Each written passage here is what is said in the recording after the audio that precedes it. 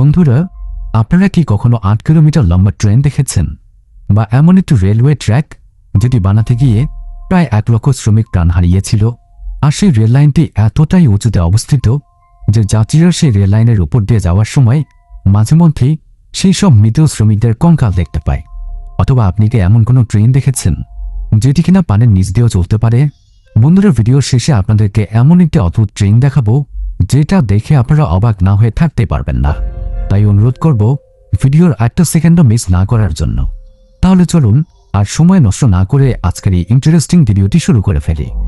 তার আগে ছোট্ট একটি রিকোয়েস্ট থাকবে, আপনি যদি আমাদের অদ্ভুত বাংলা চ্যানেলে প্রথমবারের মতো এসে থাকেন এবং এইরকম ভিডিও বারবার দেখতে পছন্দ করেন, তাহলে দেরি না করে এখনই আমাদের চ্যানেলটি সাবস্ক্রাইব করে ফেলুন। তাহলে চলুন শুরু করি। The টেথ railway, Burma. এই রেল লাইনটি ব্যাংকং, থাইল্যান্ড থেকে সরাসরি বার্মা পর্যন্ত যাত্রা করে। বার্মা রেলওয়ে ডেথ রেলওয়ে নামেও পরিচিত, কারণ এটি নির্মাণের সময় প্রায় ১ লক্ষ শ্রমিক মারা গিয়েছিল, আর সেখান থেকেই এর নাম দেওয়া হয়েছে দ্য টেথ রেলওয়ে বার্মা। তবে অবাক করার বিষয় হল, এর মধ্যে অনেকেই নদী থেকে পড়ে মারা গেলেও অনেকেই আবার ইচ্ছাকৃতভাবে আত্মহত্যা করে মারা গিয়েছিল। কিন্তু তারা কেন আত্মহত্যা করেছিল এই বিষয়টি এখনও পর্যন্ত জানা যায়নি। এর থেকেও অবাক করার বিষয় হল, এই রাস্তা দিয়ে যাওয়ার সময় যাত্রীরা সেই সব মৃত শ্রমিকদের কঙ্কাল দেখতে পায়। অনেকেই আবার দাবি করে সেই সমস্ত মৃত মানুষদের আত্মা এখনও সেখানে ঘুরে বেড়ায়। তাই এই রাস্তা দিয়ে যাওয়ার সময় যাত্রীরা ভয়ে সর্বক্ষণ সৃষ্টিকর্তাকে ডাকতে থাকে।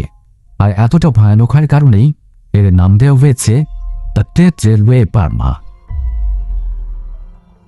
ইন্ডিয়ান ডাব্লিউ রেলওয়ে, এমন অদ্ভুত রেললাইন আপনি হয়তো এর আগে আর কখনোই দেখেননি। আমেরিকার এই রেল লাইনটি অন্যান্য রেল লাইনের মতোই সমতল নয়, বরং একেবারেই আঁকাবাঁকা। এই রেল লাইনের উপর দিয়ে যখন ট্রেন চলে তখন আপনার দেখে মনে হবে যেন ট্রেনটি ডান্স করছে। এই রাস্তা দিয়ে ট্রেন চলার সময় অনেকবার ভয়ানক দুর্ঘটনাও ঘটেছে, তাই এই রাস্তাটিকে খুবই ভয়ানক বলে মানা হয়। মেকলং রেলওয়ে মার্কেট, ব্যাংকক। এখানে হঠাৎ ট্রেন আসার দৃশ্য দেখলে ভয়ে আপনি চমকে উঠবেন, কারণ এখানে আপনি যে মার্কেটটি দেখতে পাচ্ছেন, এই মার্কেটের উপর দিয়ে ট্রেন যাতায়াত করে। এটি থাইল্যান্ডে অবস্থিত। এখানকার ব্যবসায়ীরা এই ট্রেন লাইনের উপরেই তাদের জিনিসপত্র বিক্রি করতে থাকে, আর যখন ট্রেন আসার সময় হয় তখন তারা এগুলোকে কিছুটা সরিয়ে নেয় এবং ট্রেনটি চলে যাওয়ার পর তারা আবার তাদের জিনিসপত্র সেখানে সাজিয়ে রাখে। চেন্নাই টু রাজগ্রাম রামেশ্বর রেলওয়ে, ভারতের এই রেলওয়ে পৃথিবীর সবচেয়ে ভয়ানক রেললাইনগুলোর মধ্যে একটি, কারণ এটিকে সমুদ্রের তীব্র স্রোতের উপর তৈরি করা হয়েছে আর এই উত্তাল ঢেউয়ের মধ্য দিয়ে ট্রেন চলে। তাই সর্বক্ষণ যাত্রীরা ভয়ে সৃষ্টিকর্তাকে ডাকতে থাকে। আর এই ঢেউয়ের গতি এতটাই বেশি যে বর্তমানে ট্রেন লাইনের অবস্থা খুবই খারাপ হয়ে গিয়েছে। এটিকে কয়েকবার মেরামত করা হলেও যে কোনো সময় এটি ভেঙে পড়তে পারে।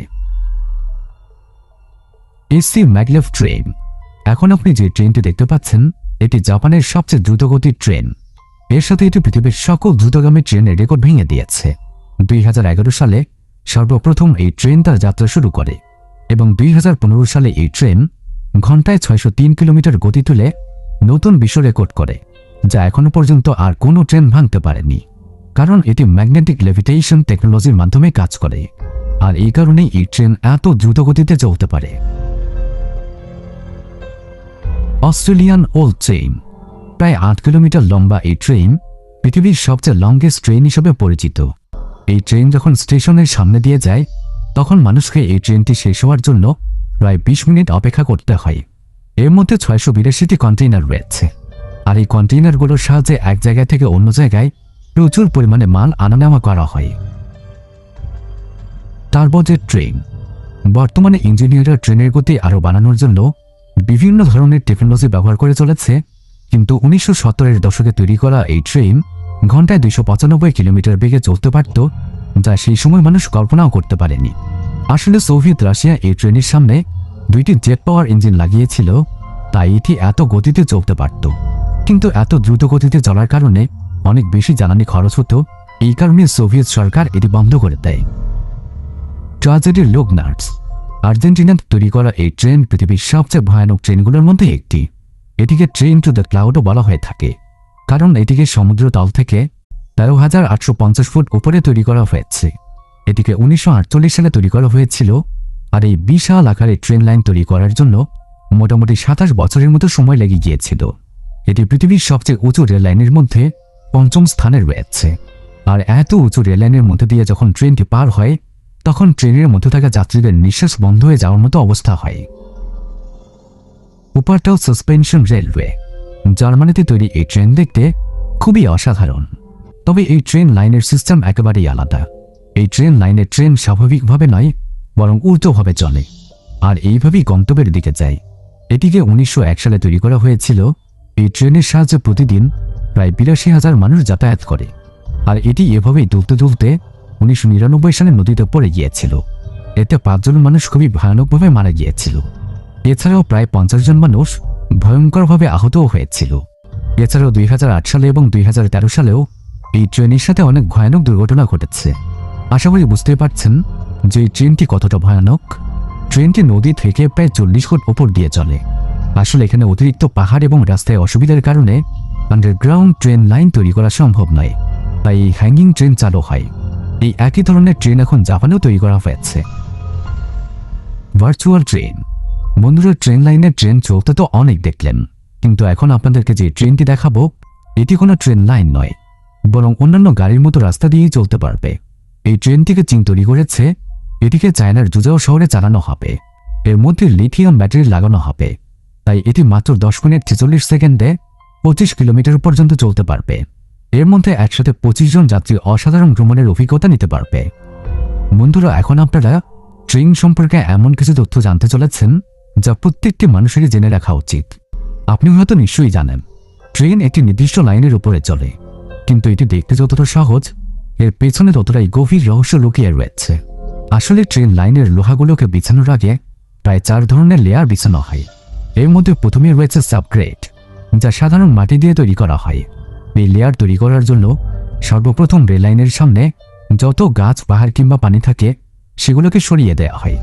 এরপর এই লেয়ারগুলোকে মাঝখান থেকে কিছুটা ওঠানো হয়, যাতে করে কখনোই রেল লাইনে পানি জমে থাকতে না পারে এবং ট্রেন চলার সময় ট্রেন যেন কোনোভাবেই স্লিপ না হতে পারে। এর জন্য সেই মাটির লেয়ারের উপরে পাথরের কংক্রিট বিছানো হয়। তবে এগুলো কোনো গোল পাথর নয়, বরং আঁকা বাঁকা ধারালো পাথর। কারণ গোলাকার পাথর দিলে ট্রেন চলার সময় দুর্ভাগ্যক্রমে ট্রেন পিছলে নিচে পড়ে যেতে পারে। তারপর এর উপরে কংক্রিটের বিম লাগানো হয়। আপনি লক্ষ্য করলে দেখবেন একসময় ট্রেন লাইনে কাঠের বিম ব্যবহার করা হলেও বর্তমান সময়ে কংক্রিটের বিম ব্যবহার করা হয়, কারণ কাঠের বিমগুলো অতি বৃষ্টির কারণে অল্প সময়ের মধ্যেই নষ্ট হয়ে যায়। আর এই কারণেই এখন কংক্রিটের বিম ব্যবহার করা হয়। এরপর এগুলোকে লোহার সাথে খুব শক্তভাবে আটকে দেওয়া হয়।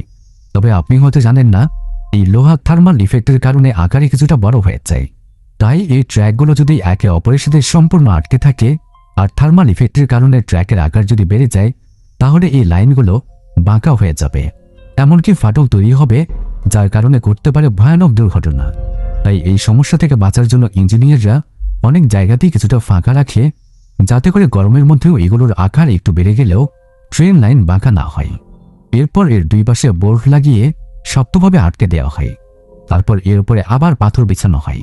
আর বলতে গেলে ট্রেনের বেশিরভাগ ওজন এই পাথরগুলোর উপরেই টিকে থাকে। আর এই পাথরগুলোর কারণে ট্রেন লাইনের উপরে কখনোই ঘাস ওঠে না। আপনি শুনলে অবাক হবেন যে মাত্র ১ কিলোমিটার ট্রেন লাইন তৈরি করতে প্রায় ১ কোটি টাকা খরচ হয়ে যায়, তাও আবার সাধারণ জায়গাতেই। আর যেখানে পাহাড় কিংবা সমুদ্র থাকে সেখানে খরচের পরিমাণ আরও কয়েকগুণ বেড়ে যায়। বন্ধুরা, আপনারা যদি ট্রেন সম্পর্কে আরও কিছু জানতে চান তা আমাদেরকে কমেন্ট করে অবশ্যই জানাবেন।